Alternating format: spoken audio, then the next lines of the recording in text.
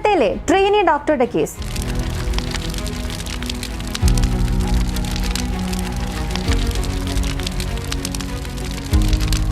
ആ കേസിൽ എന്താണ് സംഭവിച്ചുകൊണ്ടിരിക്കുന്നത് എന്നറിയാമോ? പല ഞെട്ടിപ്പിക്കുന്ന വിവരങ്ങളും പുറത്തു വന്നു. എന്നാൽ പുറത്തു വന്ന ആ വിവരം പുറത്തു വരാതിരിക്കാനായി ഒരു വലിയ മാഫിയ തന്നെ അതിന് പിന്നിൽ പ്രവർത്തിക്കുന്നുണ്ട്. ഇങ്ങനെയൊന്നും പ്രചരിപ്പിക്കരുത്, അങ്ങനെ പുറത്ത് പറഞ്ഞാൽ അത് വലിയ പ്രശ്നമുണ്ടാക്കുമെന്ന് പലരോടും എതിർപ്പ് കാണിക്കുകയും പോലീസിന്റെ സഹായത്തോടെ നിരവധി പേരെ ഇവർ ഭീഷണിപ്പെടുത്തി. അത്രത്തോളം സ്വാധീനമുള്ള ഒരു കേസായി ഈ കൊൽക്കത്ത ട്രെയിനി ഡോക്ടറുടെ കേസ് മാറി എന്നുണ്ടെങ്കിൽ അതിന് പിന്നിലെ സത്യങ്ങൾ പലതാണ്. ഇനി ഈ കൊൽക്കത്ത കേസ് ആരാണ് അന്വേഷിക്കാൻ പോകുന്നത്? CBIയിലെ 2 പ്രധാനപ്പെട്ട വനിതകളാണ് ഇത് അന്വേഷിക്കാൻ പോകുന്നത് എന്ന വിവരം പുറത്തു വന്നു. അതിനാൽ ഇന്ന് നമ്മൾ അറിയാൻ പോകുന്നത് ആദ്യത്തെ വ്യക്തി, അതായത് മുൻ പ്രിൻസിപ്പൽ. അയാൾ എന്താണ് ചെയ്തത്?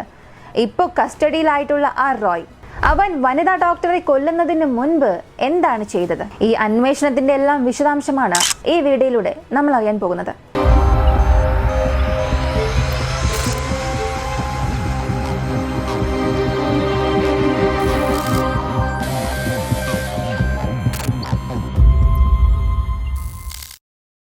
സന്ദീപ് ഘോഷ്. ഈ സന്ദീപ് ഘോഷിനെയും റോയിനെയും കുറിച്ചുള്ള ഒരുപാട് കാര്യങ്ങൾ ആദ്യത്തെ 2 വീഡിയോയിലൂടെ തന്നെ നമ്മൾ അറിഞ്ഞതാണ്. അങ്ങനെ ആ 2 വീഡിയോയിലൂടെയും നമ്മൾ അറിഞ്ഞ കാര്യങ്ങൾ ഇന്ന് വരെയും മാധ്യമങ്ങൾ ചർച്ച ചെയ്യുന്നുണ്ട്. സന്ദീപ് ഘോഷ് ആ ആശുപത്രിയിലുള്ള ശവശരീരങ്ങളെല്ലാം കോളേജിലേക്ക് കൊണ്ടുവരികയും അവിടെയുള്ള ട്രെയിനി ഡോക്ടർമാരോട് ആ ഒരു മൃതശരീരത്തിൽ പ്രാക്ടിക്കൽ ടെസ്റ്റ് നടത്താൻ ആവശ്യപ്പെടും. ആ മൃതദേഹങ്ങൾ ആരുടേതാണ്, അതിനെ ഒരു പ്രാക്ടിക്കൽ ടെസ്റ്റിന് എടുക്കുന്നതിന് ബന്ധുക്കളോട് അനുവാദം ചോദിച്ചിട്ടുണ്ടോ ഇല്ലയോ എന്നുള്ള പല പ്രശ്നങ്ങളും ഈ സന്ദീപ് ഘോഷിന്റെ പേരിൽ നടന്നിരുന്നു. എന്നാൽ അന്വേഷണത്തിലൂടെ അറിയാൻ സാധിച്ചത് അവിടെയുള്ള മൃതദേഹങ്ങൾ, അവകാശം പറയാനില്ലാത്ത ഈ മൃതദേഹങ്ങൾ ഉൾപ്പെടെ വിൽക്കുന്ന ഒരു പരിപാടി അവനുണ്ടായിരുന്നു. ഒരു വലിയ ഡ്രഗ് മാഫിയ തന്നെ ഈ ആർജേക്കർ മെഡിക്കൽ കോളേജിൽ ഉണ്ടായിരുന്നതായും ഇതൊക്കെ പ്രിൻസിപ്പൽ അറിയാതെ എങ്ങനെ സംഭവിച്ചിട്ടുണ്ടാകുമെന്നുള്ള പല വാർത്തകൾ ചർച്ചാ വിഷയമായി. ഇതിനെ ബിഗ് ഫിഷ് തിയറി എന്ന് പറയും. ഒരു വലിയ മത്സ്യത്തെ സംരക്ഷിക്കാൻ അവർ അതിലേക്ക് ചെറിയ മത്സ്യങ്ങളെ ഇടും. അതുപോലെ ഒരു ചെറിയ മീനായിട്ടാണോ റോയ് പിടിക്കപ്പെട്ടത് എന്ന ചോദ്യമാണ് ഈ കൊൽക്കത്ത കേസിൽ ഇപ്പോൾ ഉയരുന്നത്. മമതാ ബാനർജി ചെയ്ത 10 പ്രശ്നങ്ങൾ നമ്മളിവിടെ ശ്രദ്ധിക്കണം. ഒന്നാമതായി, ഈ ഒരു കേസ് അല്ലെങ്കിൽ ഈ ഒരു സംഭവം നടന്നു, ഇതിനെ ഒരു ആത്മഹത്യയാണ് എന്ന് ആർജേക്കർ പ്രിൻസിപ്പൽ, അതായത് ഈ സന്ദീപ് ഘോഷ് പറഞ്ഞു. ഇത് തന്നെ മാധ്യമങ്ങളും പറയാൻ തുടങ്ങി. ഇത് തന്നെ സർക്കാർ ഉദ്യോഗസ്ഥർ, എന്തിന് പോലീസ് ഉദ്യോഗസ്ഥർ വരെ ഇത് തന്നെ പറഞ്ഞു. അങ്ങനെ ആദ്യം ഇവരെല്ലാവരും ഇതിനെ ഒരു ആത്മഹത്യ എന്ന് എഴുതി തള്ളി. പിന്നീട് പ്രതിഷേധങ്ങൾ പൊട്ടിമുളച്ചു. പോസ്റ്റ്മോർട്ടം റിപ്പോർട്ട് വന്നു. അതിൽ ഇവർ പറഞ്ഞതിൽ നിന്നും വിപരീതമായിട്ടായിരുന്നു റിപ്പോർട്ട് വന്നത്. ഈ റിപ്പോർട്ട് വന്ന അടുത്ത സെക്കൻഡിൽ തന്നെ ഈ ആത്മഹത്യ എന്ന വളയത്തിൽ നിന്നും ഇവർ പുറത്തേക്ക് വരുന്നു. അപ്പോൾ ആദ്യമായി അവർ ശ്രമിച്ചത് ഇതൊരു ആത്മഹത്യയാണ് എന്ന് പറഞ്ഞ് യഥാർത്ഥ സംഭവത്തെ മൂടി മറയ്ക്കാൻ ശ്രമിച്ചതാണ്. ഇതിന് വലിയ പിന്തുണ നൽകുന്ന മമതാ ബാനർജിയുടെ സർക്കാരിന് വലിയ രീതിയിലുള്ള വിമർശനങ്ങൾക്ക് ഇരയാക്കേണ്ടതാണ്. രണ്ടാമതായി, ഈ സംഭവം നടന്ന സ്ഥലം സെമിനാർ ഹാളിൽ നടന്നിട്ടുണ്ട്. അതിനടുത്തുള്ള ടോയ്ലറ്റ് അല്ലെങ്കിൽ അതിന്റെ ഭിത്തികളെല്ലാം തകർത്തു. എന്തിന് എന്ന ചോദ്യത്തിന് ഇപ്പോഴും ഉത്തരം ലഭിച്ചിട്ടില്ല. അടുത്തതായി, 3 മണിക്കൂർ അവളുടെ മാതാപിതാക്കളെ ആ പെൺകുട്ടിയുടെ ശരീരം കാണാൻ അനുവദിച്ചില്ല. ഇത് വലിയൊരു പ്രശ്നമായി ഇപ്പോൾ കാണുകയാണ്. ആ 3 മണിക്കൂറിനുള്ളിൽ എന്ത് സംഭവിച്ചു? പോലീസ് ഉദ്യോഗസ്ഥർ അകത്ത് എന്ത് ചെയ്തു? അല്ലെങ്കിൽ ആ പെൺകുട്ടിയുടെ മൃതദേഹം കാണാൻ എന്തുകൊണ്ടാണ് ഇത്രയധികം നിയന്ത്രണം? അതും സ്വന്തം മാതാപിതാക്കൾക്ക് എന്തിനാണ് ഇത്ര നിയന്ത്രണം? ആ ഒരു ചോദ്യം. ആത്മഹത്യയാണെന്ന് നിങ്ങൾ പറഞ്ഞു. 3 മണിക്കൂറുകൾക്ക് മുൻപ് തന്നെ പറഞ്ഞവർ ആ 3 മണിക്കൂർ കഴിഞ്ഞിട്ടും എന്തുകൊണ്ട് പെൺകുട്ടിയുടെ മൃതദേഹം കാണിച്ചില്ല? ഇതിനുത്തരമാണ് ഇപ്പൊ CBI അന്വേഷിച്ചുകൊണ്ടിരിക്കുന്നത്. ഇനി സന്ദീപ് ഘോഷ് ഈ ഒരു കേസിൽ കുടുങ്ങുമോ ഇല്ലയോ എന്നറിയില്ല. എന്നാൽ നമ്മുടെ ശ്രദ്ധ ഈ സന്ദീപ് ഘോഷിൽ നിന്നും ഒരിക്കലും മാറാൻ പാടില്ല. കുറഞ്ഞത് ഈ ഒരു പെൺകുട്ടിക്കെങ്കിലും എവിടെയെങ്കിലും ഒരു നീതി ലഭിക്കില്ലേ എന്നൊരാഗ്രഹം നമുക്കുള്ളിൽ ഉണ്ടാകണം. ഈ മകൾക്ക് നീതി ലഭിക്കുന്നതിലൂടെ അവളുടെ മാതാപിതാക്കൾക്ക് ലഭിക്കുന്ന ആ ഒരു സമാധാനം എല്ലാ മാതാപിതാക്കൾക്കും ലഭിക്കും. അതിനാൽ ഇക്കാര്യങ്ങളെല്ലാം എപ്പോഴും നമ്മുടെ മനസ്സിലുണ്ടായിരിക്കണം.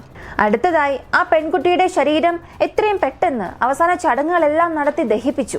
അത് പെൺകുട്ടിയുടെ വീട്ടുകാരാണ് ചെയ്തത്. പോലീസ് ഞങ്ങളല്ല അത് ചെയ്തത് എന്ന് പോലീസുകാരും പറയുന്നു. എന്നാൽ ഇത് വളരെ പ്രധാനപ്പെട്ട കേസായി മാറുമ്പോൾ, അല്ലെങ്കിൽ ഇതിനകം തന്നെ പ്രധാനപ്പെട്ട കേസായി മാറി എന്നറിഞ്ഞതിന് ശേഷവും ആ ശരീരം ദഹിപ്പിച്ചു. വീണ്ടും പോസ്റ്റ്മോർട്ടം ചെയ്യാൻ കഴിയാത്ത ഒരവസ്ഥയിലേക്ക് ആ പെൺകുട്ടിയുടെ ശരീരം ഒരു ചോദ്യചിഹ്നമായി മാറി. അടുത്തതായി 10 ലക്ഷം രൂപ നൽകാം, ഇതിനെക്കുറിച്ച് കൂടുതലൊന്നും സംസാരിക്കരുത് എന്ന് ഇതിന് ഒരു നഷ്ടപരിഹാരം നൽകാനായി മമതാ ബാനർജി സർക്കാർ തയ്യാറായി. എന്നാൽ 10 ലക്ഷം രൂപയൊന്നും വേണ്ട, എന്റെ മകൾക്ക് നീതി ലഭിച്ചാൽ മതിയെന്ന് ആ മാതാപിതാക്കൾ വാശി പിടിച്ചതുകൊണ്ടാണോ എന്നറിയില്ല, ഈ കേസ് വീണ്ടും ശക്തമായി മാറി. നമ്മുടെ നാട്ടിലും ഉയർന്ന പദവിയിലുള്ളവർക്ക് എന്തെങ്കിലും പ്രതികൂലമായി ബാധിക്കുമെന്നൊരു സാഹചര്യം വരുമ്പോൾ അത് പണം കൊടുത്ത് മൂടി മറയ്ക്കാൻ ശ്രമിക്കും. അതുപോലെ ഇവിടെയും ആ 10 ലക്ഷം രൂപ വാങ്ങിയെന്നുണ്ടെങ്കിൽ ഈ ഒരു സംഭവം എവിടെയും ഒന്നും അറിയാതെ അങ്ങനെ മായുമായിരുന്നു. പക്ഷെ കുറെ നല്ല മനുഷ്യർ ഈ ഒരു പ്രതിഷേധം നടത്തി. അതിലൂടെ ആർജേക്കർ മെഡിക്കൽ കോളേജിന്റെ യഥാർത്ഥ അവസ്ഥ എന്താണെന്ന് പറയുന്നു. അങ്ങനെ ഈ ഒരു കേസിന്റെ മുഴുവൻ സ്ഥിതി തന്നെ മാറുന്നു. അടുത്ത പ്രശ്നം, ഈ ഒരു സംഭവത്തെ അടിസ്ഥാനമാക്കി പ്രതിഷേധം നടത്തി എന്ന് പറയുമ്പോൾ ആ പ്രതിഷേധം നടത്തിയവരെ അതിൽ നിന്നും പിന്മാറാൻ ആവശ്യപ്പെടുന്നു. എന്നാൽ അതിനുമുപരിയായി പ്രതിഷേധം നടത്തിയവർ അല്ലെങ്കിൽ സോഷ്യൽ മീഡിയയിൽ ഇതിനെക്കുറിച്ച് ഷെയർ ചെയ്തവർ അവർക്കെല്ലാം ഒരു നോട്ടീസ് പോകുന്നു. ഇതെല്ലാം മമതാ ബാനർജി സർക്കാരിന് ഒരു ബ്ലാക്ക് മാർക്കായി തന്നെ വീണു. അടുത്ത് ഒരു 100-150ഓളം ഗുണ്ടകൾ ആ ആശുപത്രിയിലേക്ക് എത്തി. അവിടെ നടന്ന ആ ഒരു പ്രതിഷേധത്തെ ഒരു കലാപമാക്കി മാറ്റി. അവിടെയുള്ള എല്ലാ തെളിവുകൾ നശിപ്പിച്ചു. ഇതൊക്കെ നമുക്കറിയാം. ഞാൻ മുകളിൽ പറഞ്ഞ ഇത്രയും കാര്യങ്ങൾ നമുക്ക് വരേണ്ട ചോദ്യമാണ്. ഇതെല്ലാം നമ്മുടെ മനസ്സിലുണ്ടാകണം. ഈ ചോദ്യങ്ങളെല്ലാം നമ്മൾ ഈ കേസിനെ കാണുന്ന ആ ഒരു കാഴ്ചപ്പാടിനെ തന്നെ മാറ്റുകയാണ്.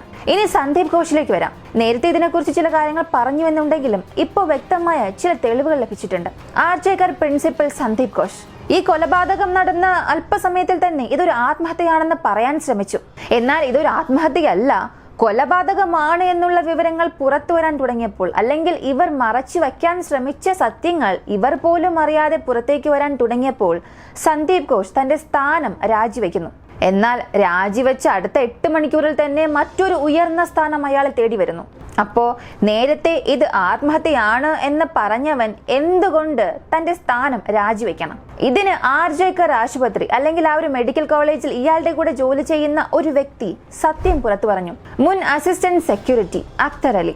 ഈ അസിസ്റ്റന്റ് സെക്യൂരിറ്റിയായ അക്തർ അലി പറഞ്ഞത്, ഈ ആർജേക്കർ മെഡിക്കൽ കോളേജിലെ സന്ദീപ് ഘോഷിനെ കുറിച്ച് നിങ്ങളിപ്പോ ഇതെല്ലാം സംസാരിക്കുന്നുണ്ട്. അവൻ ഒരുപാട് അജ്ഞാത മൃതദേഹങ്ങൾ പുറത്ത് വിറ്റിട്ടുണ്ട്, പല തരത്തിലും അഴിമതി നടത്തുകയാണ്.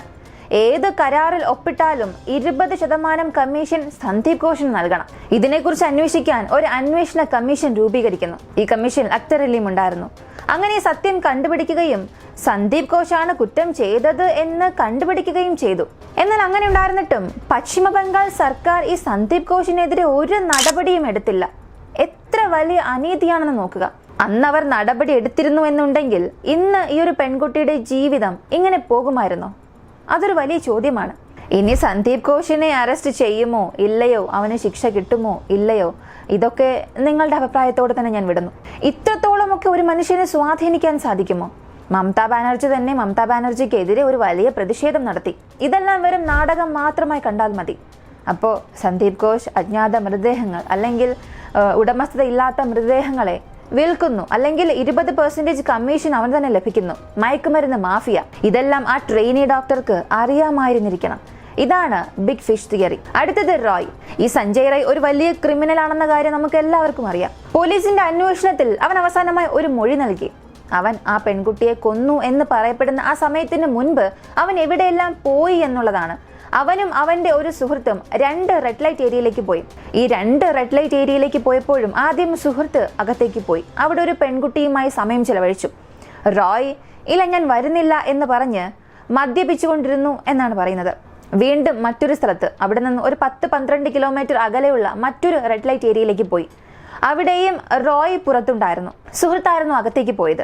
അവിടെയുള്ള പെൺകുട്ടിയോട് നഗ്ന ചിത്രം അവൻ ആവശ്യപ്പെട്ടു. എന്നാൽ ആ പെൺകുട്ടി നൽകിയില്ല. മുറിക്കുള്ളിലേക്ക് കൂട്ടുകാരനാണ് പോയത്, റോയ് പുറത്തിരിക്കുകയായിരുന്നു എന്നവൻ പറഞ്ഞു. അതെല്ലാം അവസാനിച്ചിട്ട് അവൻ നേരെ ആശുപത്രിയിലേക്ക് തന്നെ വന്നു. പക്ഷെ അവൻ ആ സമയത്ത് നന്നായി മദ്യപിച്ചിട്ടുണ്ടായിരുന്നു. പക്ഷെ ആശുപത്രിയിലേക്ക് വന്ന് വീണ്ടും മദ്യപിക്കുന്നു, ചില അശ്ലീല സിനിമകൾ കാണുന്നു. ഇങ്ങനെ ലഹരി തലക്കി പിടിച്ചപ്പോൾ നേരെ സെമിനാർ ഹാളിലേക്ക് പോകുന്നു. ആ ഡോക്ടറെ കൊടിയ പീഡനങ്ങൾ കൊടുത്തു കൊന്നു എന്നുള്ളതാണ് സത്യം.